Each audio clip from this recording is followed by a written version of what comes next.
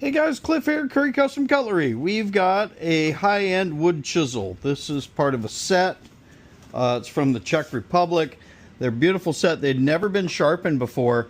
And the technique I was going to use is controversial, so I wanted to make sure to check with the owner first, explain the situation.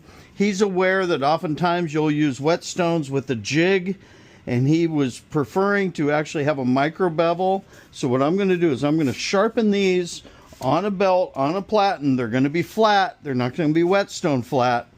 But then he's going to be able to come in behind me and do a micro bevel if he chooses, and then I'll be able to touch them up. I'm going to demonstrate the technique. I'm going to angle match. I'm going to lay it here. We're going to keep it wet. It's only going to take a second to touch it, bring up a burr. I think you'll be surprised at the control and the final result that we'll be able to get. Here we go.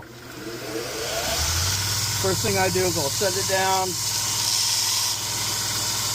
do a scratch test.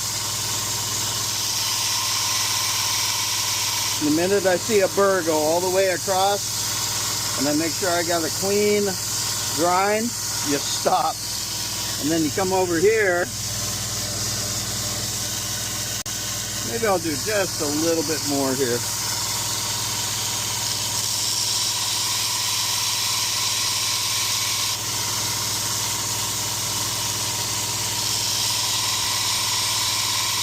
There we go.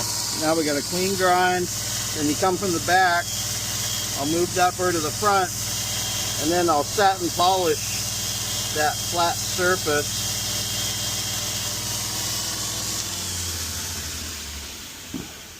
Then we'll come right over here.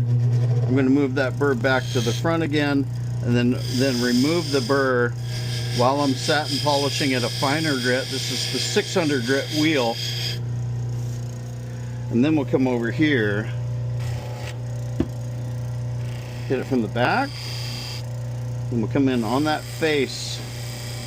And this is more for cosmetics, but it does two things at once.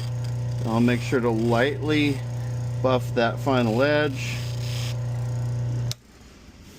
wipe that off.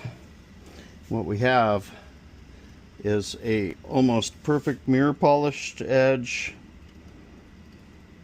Let's see how sharp it is.